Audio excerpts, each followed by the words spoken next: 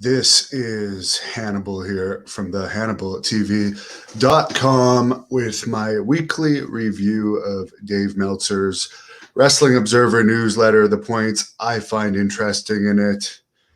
Now, I am a few days late with it this week. Before I get started, I do have a little bit of a black eye. Piper tripped me last night, my little dog. I guess she was mad that I left her with my parents for the weekend and decided to trip me. And I landed face first on the cement. So, naughty girl, she is a little mischievous sometimes. Also, if you're wondering who the new Great North Wrestling Women's Champion is that I put on the cover of this, it is Nova, who won the title, which had been vacated from Shiloh over the weekend in Kingston. We did two tapings, and the reason we did two tapings is I had a bit of a nightmare organizing those events. The regulations for Ontario are still very restrictive, but the city of Kingston went from saying I was going to be allowed 500 in the arena to 100 total, 50 in the stands, 50 on the floor, which by the time they told me that, we had already pretty much sold all of those tickets for the first event, which is why with only about 6 days notice, we added a second event. So the original event, we actually had to turn people away at the door because there was a health inspector at the door making sure we had no more than 100. And the second show that we added with only about 5 or 6 days notice, we had 85 fans at. So because of this, I'm going to be very careful with promoting other events. I'm just glad that we still got to put on the event because everyone tried really hard and we got all the matches on tape. It was a very good taping. Our production values are going to be continuing to improve, but it was good to be back, and hopefully restrictions are going to keep being lifted, but that was a nightmare to deal with. I've never had to actually turn multiple people away at the door before, which is just a nightmare because there was no way we were going to make money on those events from the gate with the restrictions that were put on us. But we did the best we can, and the fans seem to love it. And that's what it's all about. And the wrestlers were happy to perform again. Some of them haven't been able to perform in like a year and a half.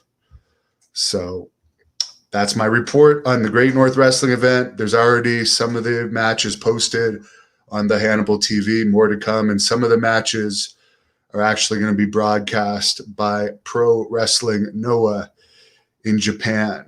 So looking forward to having that happen. Let's get into the news. Apparently, according to Mike Johnson, WWE issued an internal memo yesterday afternoon stating that Adam Cole is no longer with WWE. Obviously, that probably means he's going to AEW. SmackDown last Friday, which apparently Brock Lesnar was advertised for, but I don't believe he showed up on the show, did a 0.59 rating. Rampage did a 0.34 rating on the AEW Friday night show. SummerSlam was WWE's most successful live SummerSlam as it drew their largest live gate in the history of the company for a non-WrestleMania show. I think the Wembley Stadium 92 SummerSlam, which was one of my favorite SummerSlams, was higher attended, but ticket prices would have been cheaper at that time.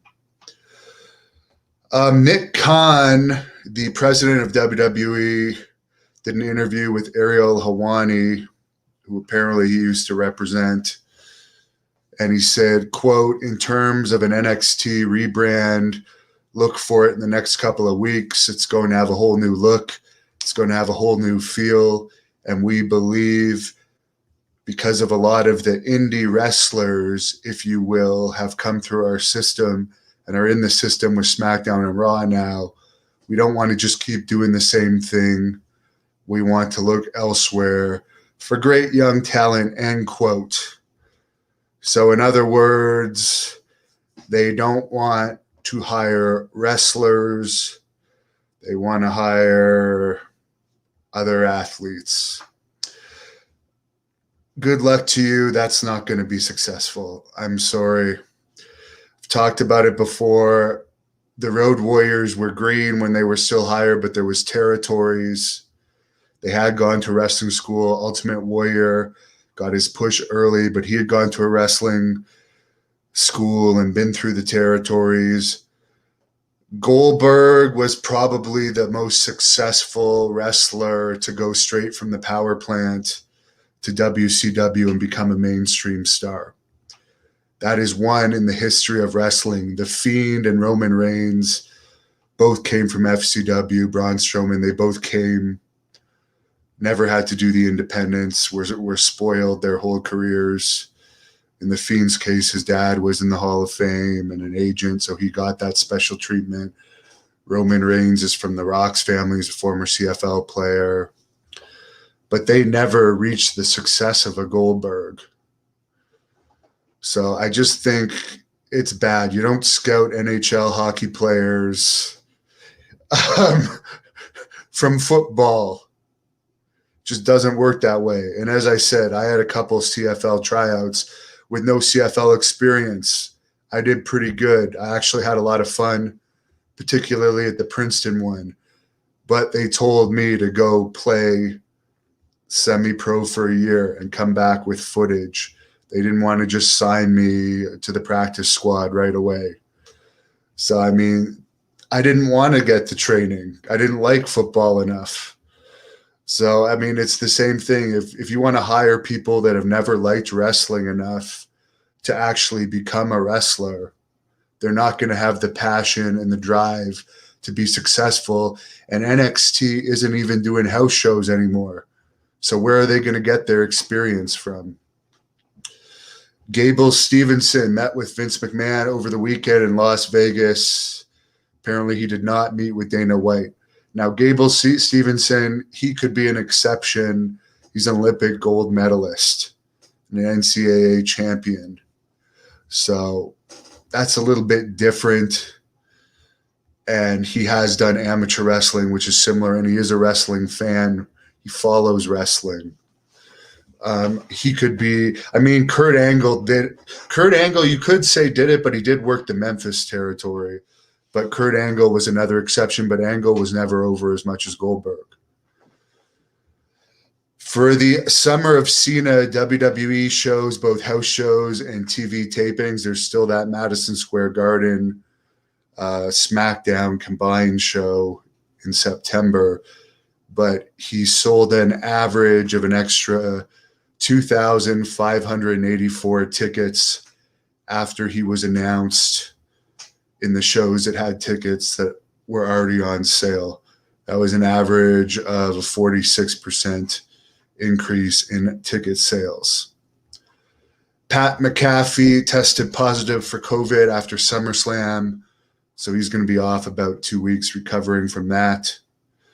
Charlotte Flair did Renee Young's podcast and discussed fans criticizing her for missing the WWE house show in Charlotte that she was advertised for, to which she said, quote, "What a silly thing,"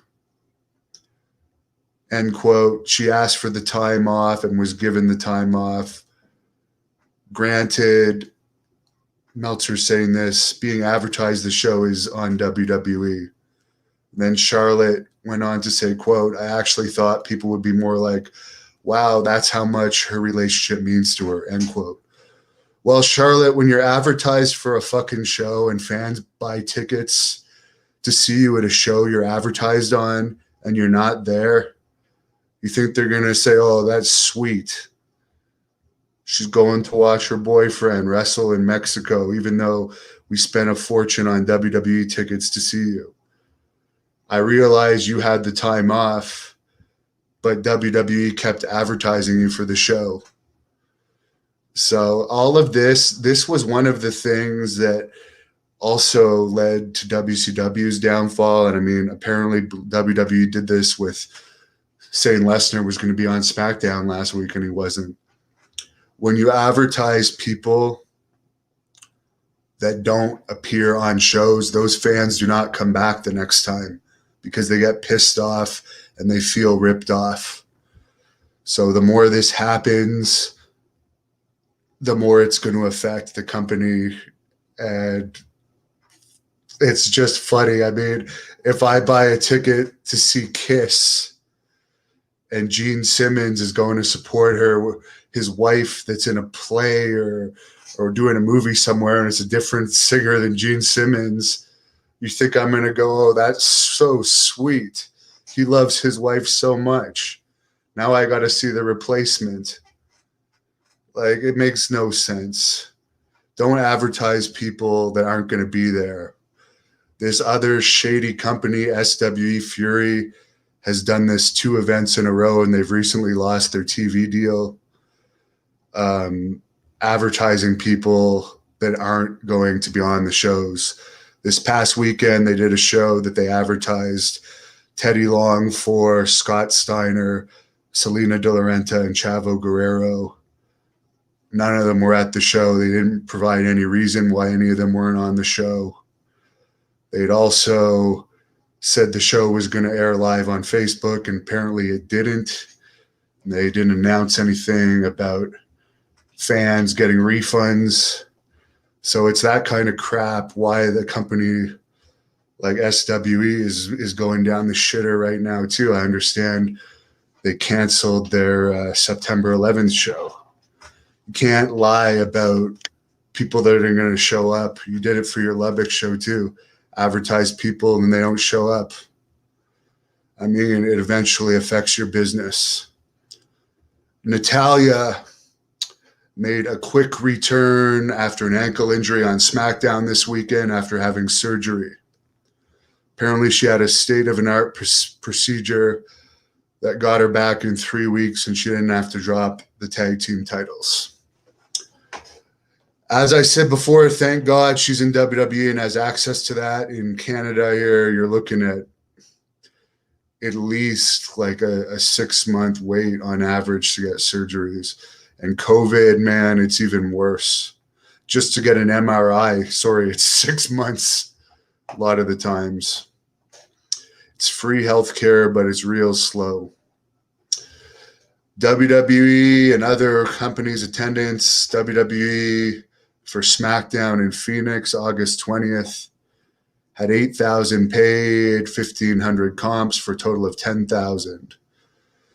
The CM Punk Rampage debut in Chicago did a sellout of 15,316 with 14,500 paid.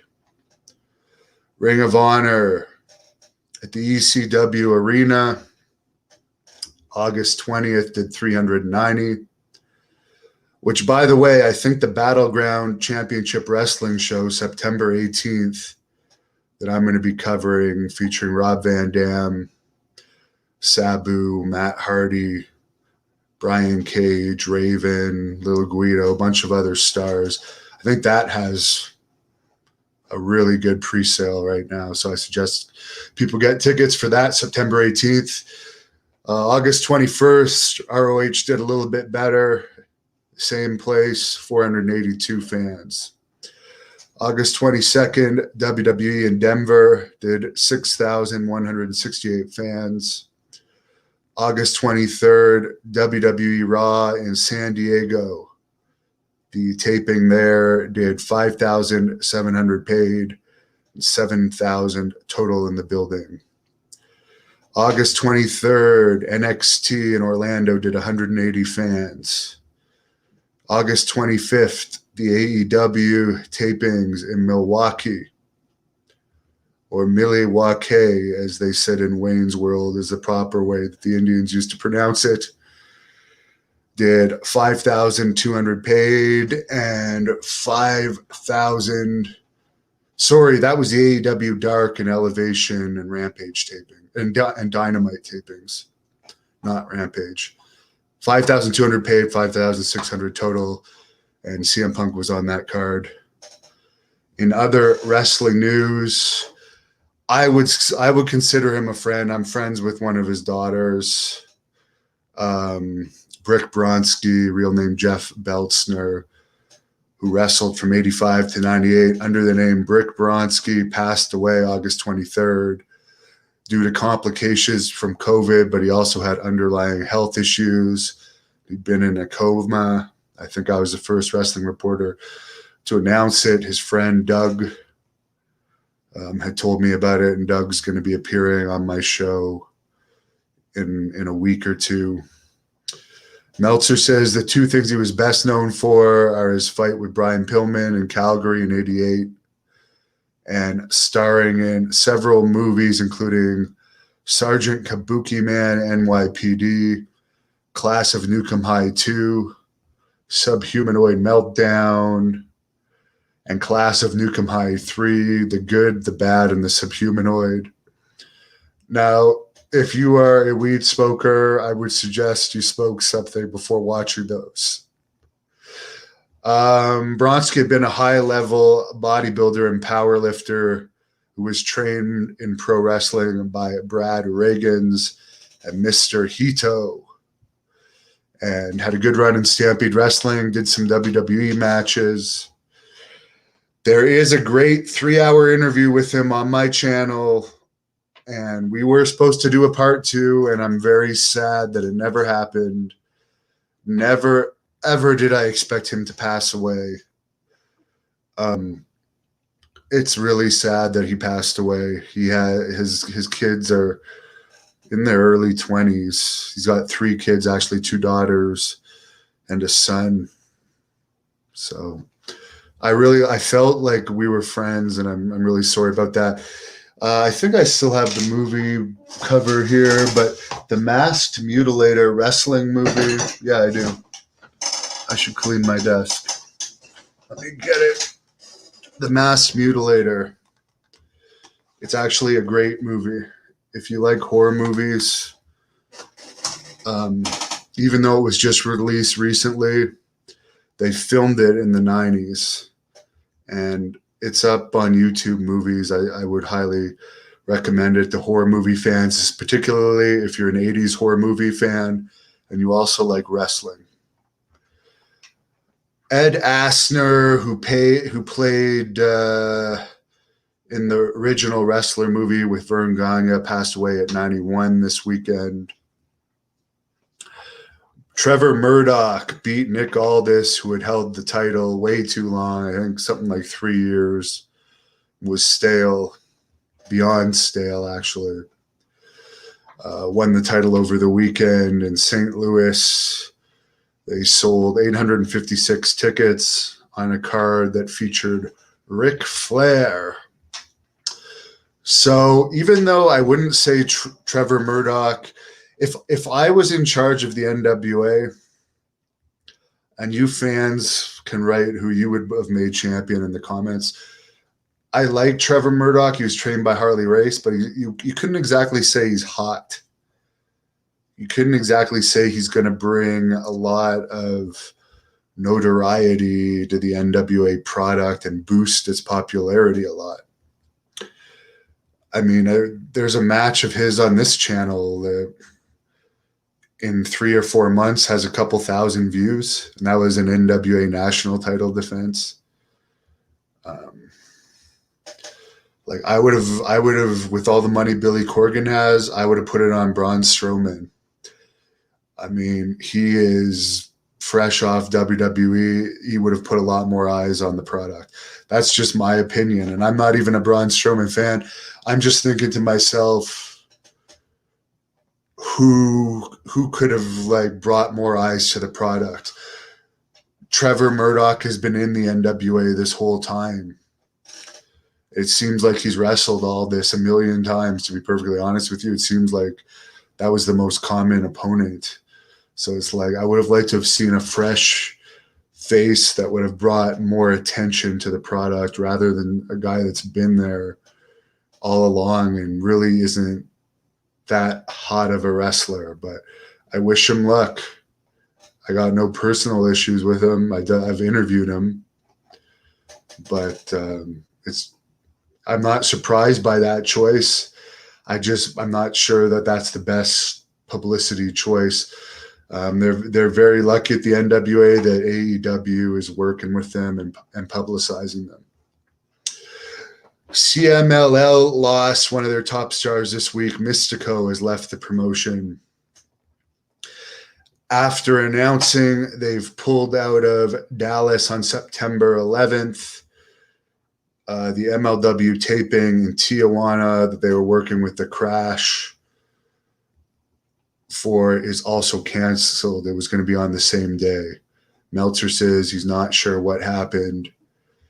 He also states MLW was about to announce a new streaming deal to the point where there was a date for the announcement set, and that date has passed with no words. And he says right now everything is quiet on the MLW front. I did see something that their owner, Court Bauer, posted a few weeks ago saying that they were getting off both Vice and YouTube. They never did good YouTube numbers. Neither did NWA.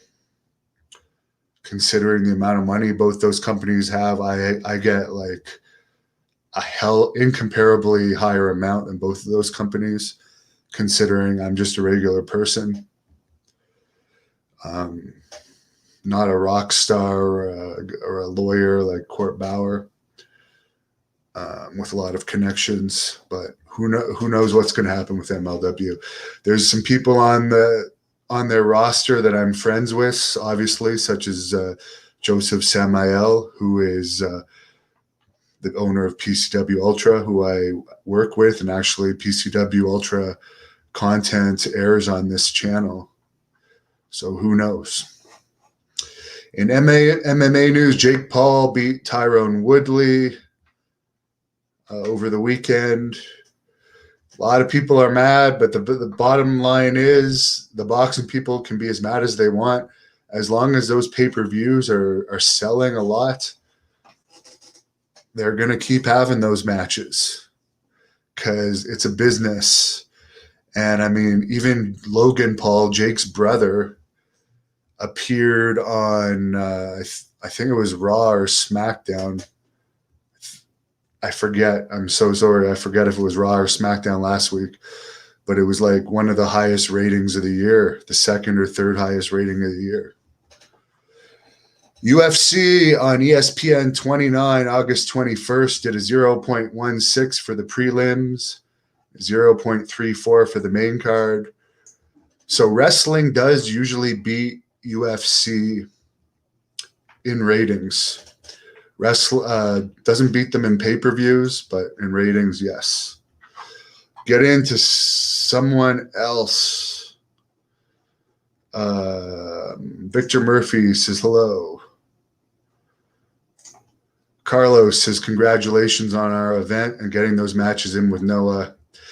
As I said, I mean, it's unfortunate that they didn't tell me that I could only have a 100-person limit from the start, or we could have planned for that better instead of adding the second show with short notice.